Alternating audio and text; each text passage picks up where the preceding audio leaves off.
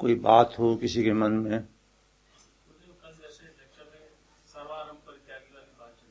हाँ,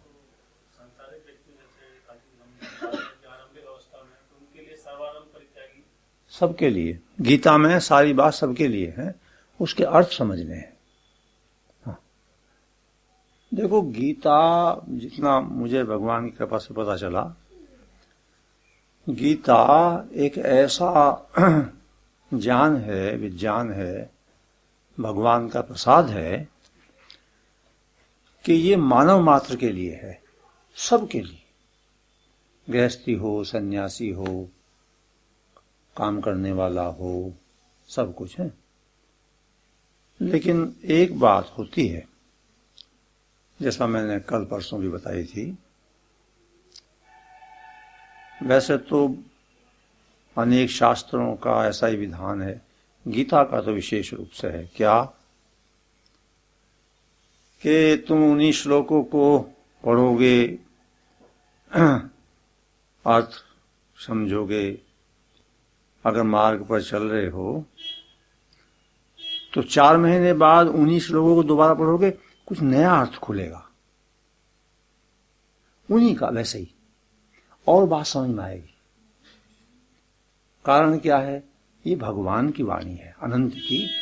तो जैसे जैसे तुम्हारी अंदर शुद्धि और प्रगति होगी, वैसे वैसे ही। खैर, तुम्हारी बात का मैं, सर्वारंभ परित्यागी का अर्थ है नए नए कामों की शुरुआत मत करो। सारे काम बंद करना अर्थ नहीं है। सर्वारंभ परित्यागी, वहां पर क्या मतलब है? नए नए काम।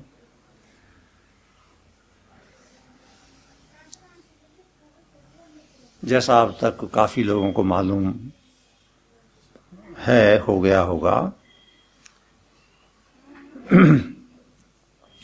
प्रकृति में 3 गुण हैं। मानवों की भी 3 श्रेणियां हैं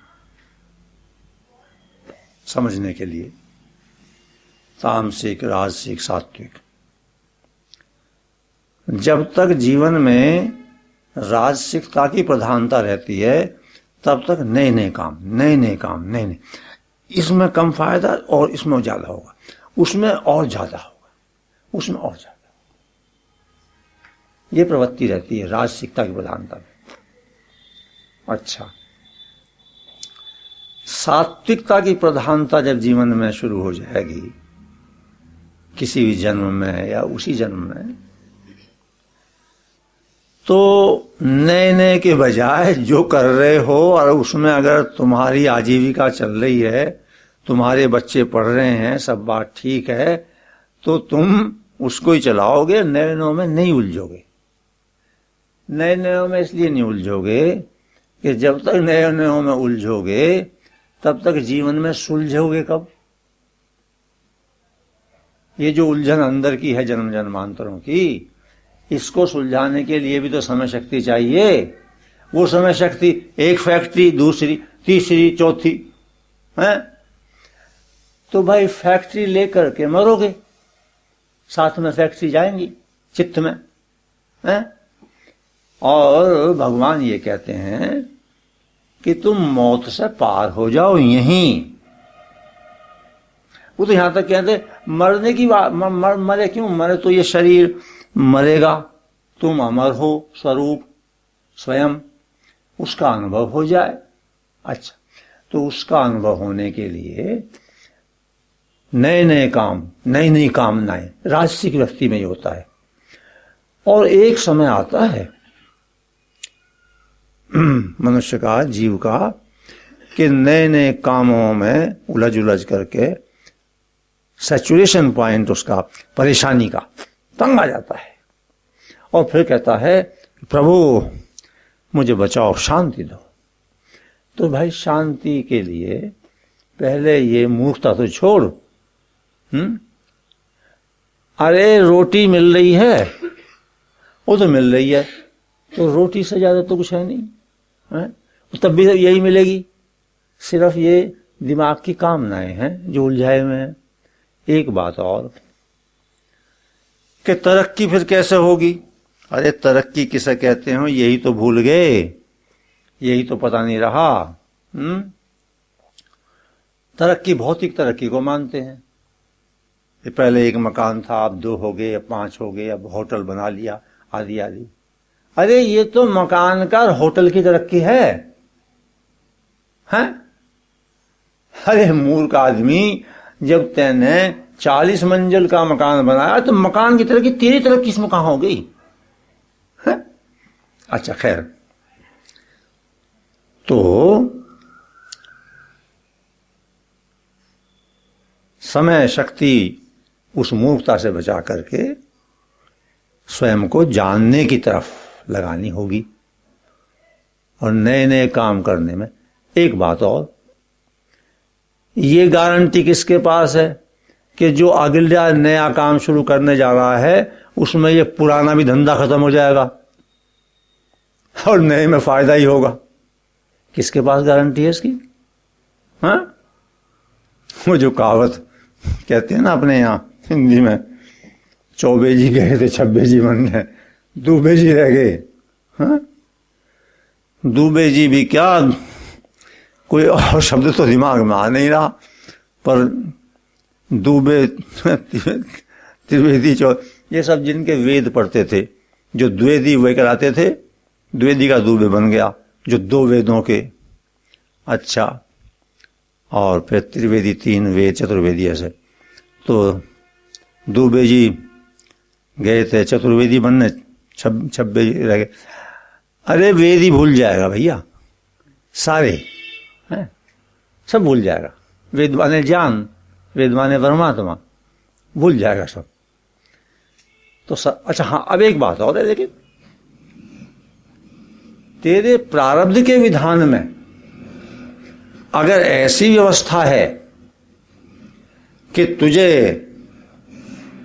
10 नहीं 50 फैक्ट्रीज का प्रबंध करना है, तो वो आ जाएगी परिस्थिति, और खूब कर, और फंसेगा नहीं। कामना फंसाती है, कर्म नहीं फंसाता, समझे? हाँ, कामना। अच्छा,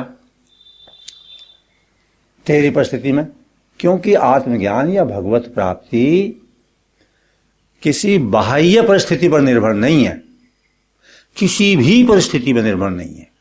हर परिस्थिति में भगवत प्राप्ति और आत्मज्ञान घटता है, हर परिस्थिति में। अच्छा, तो राजा जनक हैं, राज संभालते हैं, ऐसे और भी कई हुए हैं व्यक्ति जो बिल्कुल बड़े से बड़े कार्य और अंदर से वो विकसित हैं बहुत, ठीक है ना? तो कामना से प्रेरित नए नए काम की मनाही है, तो समझ में आ गई ना बस, हैं? तो खूब करो, खूब बच्चों के लिए कमाओ, उन्हें पढ़ाओ प्रेम से, सारा प्रबंध करो, लेकिन मैं क्यों कर रहा हूं, कितना करूं, कितना समय किस बात में दूं, कितनी मेरी आवश्यकता है।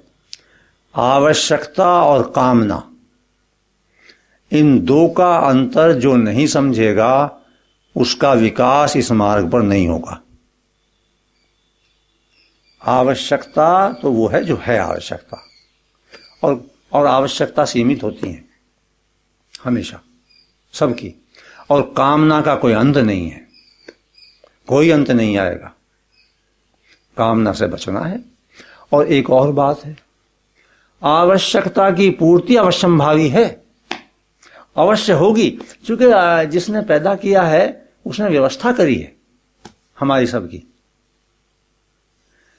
भगवान ने ये मनुष्य शरीर केवल केवल केवल भगवत प्राप्ति के लिए दिया है, और कोई बात नहीं। तो उसका विधान है साधक संजीवनी में, और देख लेना। जैसे मैंने कई बार बताया, जितना मैं जानता हूं, बस इस साधक संजीवनी में सब बातें मिल जाएंगी। कल ही तो बताई दी, इसके पीछे लिखा है ये फिर पढ़ देता हूं। परम श्रद्धेय श्री स्वामी जी महाराज द्वारा 5 मई 2000 सायं 4 बजे ऋषिकेश में दिए प्रवचन से क्या, साधन करने के लिए साधक को और कहीं जाने की, किसी से पूछने की जरूरत नहीं है। केवल एक पुस्तक साधक संजीवनी पास में रखें, अन्य पुस्तक की उम्र भर जरूरत नहीं है। महाराज को प्रणाम करके मैं एक उससे भी अगली बात कह रहा हूं। समय नहीं मिलता किसी को साधक संजीवनी का, या उतना क्षमता नहीं है, नहीं पढ़ सकते किन्हीं कारणों से, या जो भी है, या पढ़े लिखे नहीं है, तो उनका कल्याण नहीं होगा। नहीं, कल्याण का कोई संबंध पढ़ाई लिखाई से नहीं है और ना शास्त्रों के पढ़ने से है। महान विद्वान शास्त्रों के पढ़ने वालों को भी भगवत प्राप्ति होती है, निरक्षरों को भी होती है। तो फिर उनके लिए क्या उपाय है? फिर भगवान को प्रणाम। भाई भगवान को प्रणाम बीच बीच में, हर वक्त प्रणाम ही है मेरा तो, पर बीच बीच में इसलिए करता हूं कह करके, और कुछ बात ऐसी कहनी पड़ती है जिसमें अहंकार की झलक आ जाए, इसलिए। क्या वो बात? भाई साधक संजीवनी गीता नहीं पढ़ सकते तो मेरी बात मान लो, इसमें तुम्हारा क्या बिगड़ जाएगा भाई? और मैं कौन से वेदों की भाषा बोल रहा हूं? कोई लैटिन बोल रहा हूं, ग्रीक बोल रहा हूं भाई, संस्कृत में बोल रहा हूं। खैर, तुम समझ गए। ये तो दृष्टिकोण है। अरे क्या बात बताई जाए। सबसे सरल बात सबसे कठिन बनी हुई है। सबसे सरल है भगवत प्राप्ति, आत्मज्ञान। इतना सरल कुछ है ही नहीं। कैसे? अरे प्राप्ति है। मैंने अनेक बार कहा, तुम भगवान को खो नहीं सकते। अपने अस्तित्व को कैसे खो दोगे भाई? अपने आपे को, होनेपन को, और होनेपन के ज्ञान को, हैं? वही असीम रूप में वो, और वो वाली मैंने कई बार कल परसों भी बताई थी बात। क्या? सच्चिदानंद में सत तुम हो, होनापन, इसको तो मना नहीं कर सकते। और ज्ञान और सत एक ही बात है। आनंद क्यों नहीं हो रहा, सब बताया। जब तक इंद्रियों और मन के माध्यम से पदार्थों का, व्यक्तियों का, परिस्थितियों का, बाह्य जगत का सुख लेने की वृत्ति रहेगी, तब तक स्वयं में सदा से विद्यमान आनंद का अनुभव नहीं होगा। उधर से हटो, इधर बस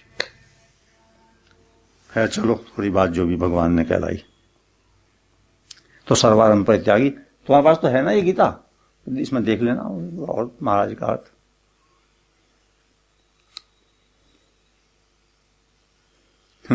वैसे एक बात तो मैं बताऊं, ऐसी जो भी मन में आ जाता है।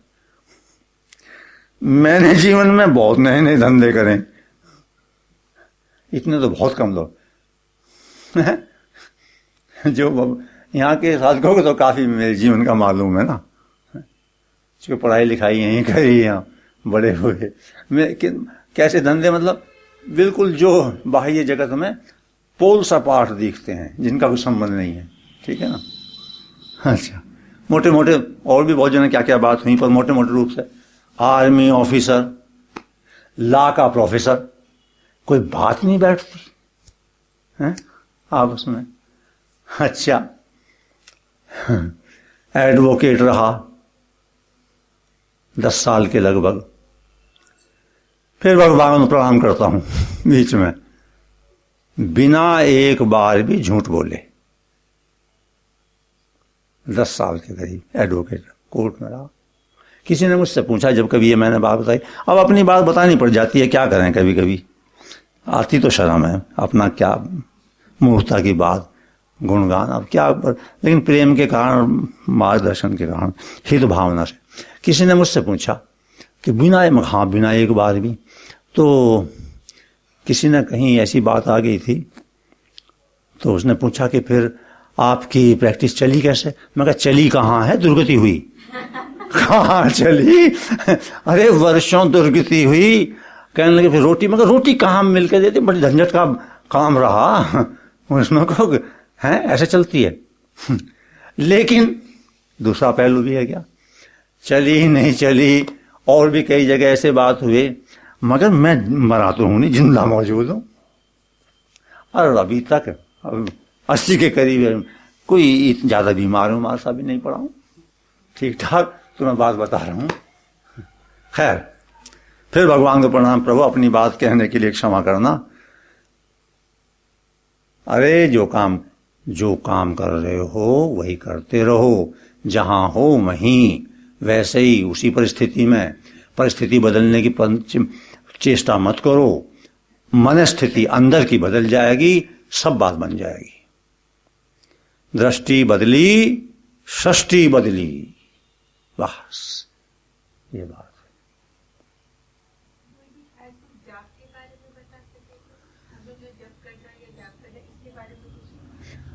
तुम तो ऐसे कह रही हो जैसे अभी आई हो आजकल में, तुम बता सको तो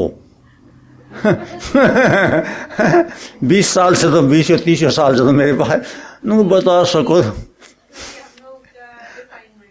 रिफाइन नहीं, वो तो ठीक है, पर आज तुम्हारे कहने का ढंग है कि अगर बता सको तो। और पता नहीं कितनी बार बताई होगी ये बात भी समझे।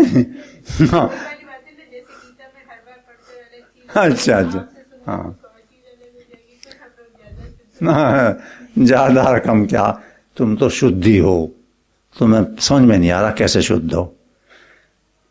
जो तुम हो, जो स्वयं है, वो सदा शुद्ध है, अशुद्ध हो ही नहीं सकता। तो मेरा शुद्धि कहाँ है, अंतःकरण में, चित्त में, मन में। और तुम मन चित्त नहीं हो, इतनी सी बात अनुभव मानी है बस। खैर, तुमने पूछा तो वो भी बताता हूं। देखो ये बात बहुत दफे मैंने तुम्हें बताई, और तूने तो मेरा बहुत समय लिया है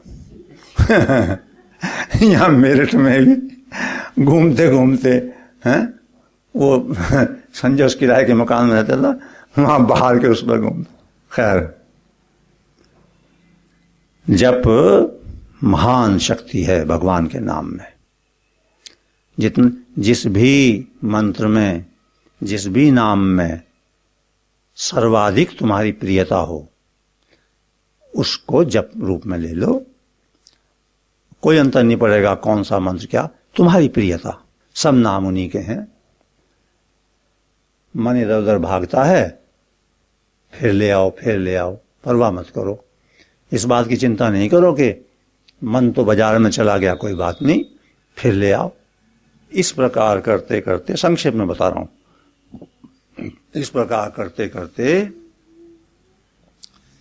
फिर कभी भगवत कृपा से, संतों की कृपा से जप स्मरण बन जाएगा।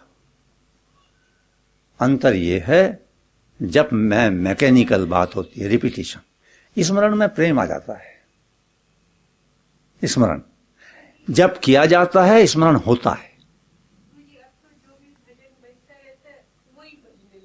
तेरे अंदर ना, नहीं, अरे तेने कहा ना व्यस्त जाता है, अंदर चलता जाता है, बस ठीक है, चलने दे उसको। मैंने कहा जप में तो करना होता है, जप करते करते फिर वो जिसका हम जप कर रहे हैं, इष्ट मंत्र, उसमें प्रेम का तत्व जैसे ही पैदा होगा तो जप स्मरण बन जाएगा। अंतर ये है कि स्मरण में आ गया प्रेम, और जप करना पड़ता है, स्मरण होता है अपने आप। और होने वाली बात करने वाली बात से सदा शक्तिशाली होती है, ठीक है ना। अच्छा, और फिर स्मरण भी उस तरह का न रह करके एक ऐसी अवस्था आ जाएगी कि सब कुछ अंदर हो गया है, तुम प्रसन्न रहने लगोगे। शायद ये भी भूल जाओ कि स्मरण है। जब प्रेम ही हो गया तो फिर स्मरण भी क्या, क्योंकि जिससे प्रेम हो गया उसे तो भूल ही नहीं सकते। स्मरण भी तब करना होता है जब अभी प्रेम कच्चा है, प्रेम पक्का जितना अधिक हो जाएगा तो फिर तो जिससे प्रेम है वो अपने से जाते ही नहीं, अपने से अलग ही नहीं होते, उनमें ही अस्तित्व हमारा हो जाएगा। आखिर में वो रह जाएंगे, हम मिट जाएंगे, क्योंकि प्रेम तो आखिर में यही करता है। जिनको प्रेम करते हैं बस वो ही रह जाते हैं, करने वाला मिट जाता है, तो यात्रा वहां पूरी हो जाती है। हाँ? ये स्टेजेस हैं अलग अलग अलग अलग से।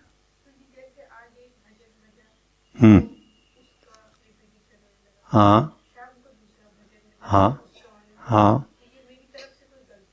बिल्कुल गलती, बिल्कुल गलती नहीं हो रही। भजन भले ही बदलते रहें, लेकिन भजन का जो केंद्र बिंदु है, साध्य है, इष्ट है, वो तो वही है ना, एक ही। हाँ, तो भगवान तो एक ही हैं। हाँ? कभी तुम्हें याद आ गए माधव नाम से, कभी कृष्ण से, कभी कन्हैया नाम से, तो बहुत अच्छी बात है, उसमें क्या बात है। लगे हाँ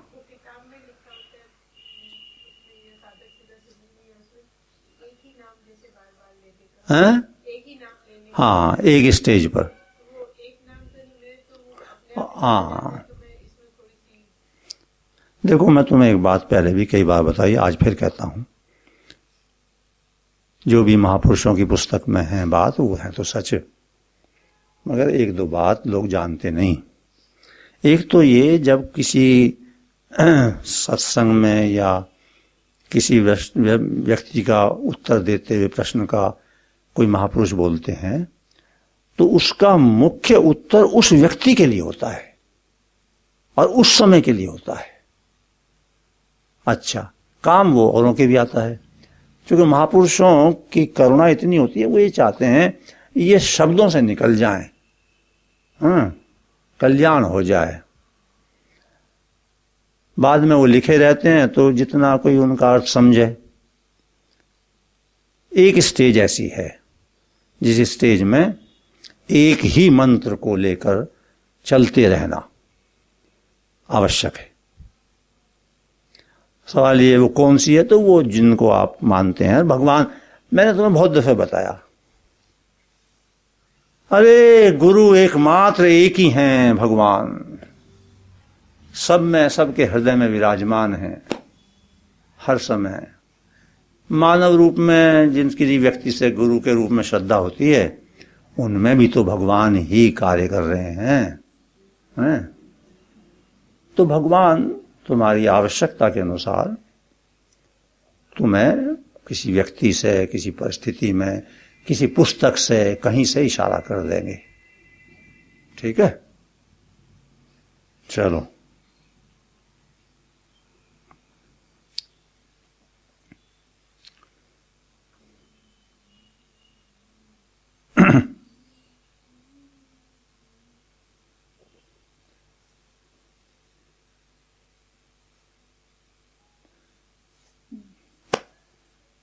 Two friends are there today from England for satsang, for their benefit. Just in few minutes, something it has come to my mind to say for them, because they are coming from such a distance only for satsang, not for tourism. Anyway, first question by him, by the seeker, was about a portion of a verse in Bhagavad Gita. The translation of that part of the verse is that one should give up doing new and new and new things. So he wanted to know what is the meaning of it. Sarvarambha parityagi. I explained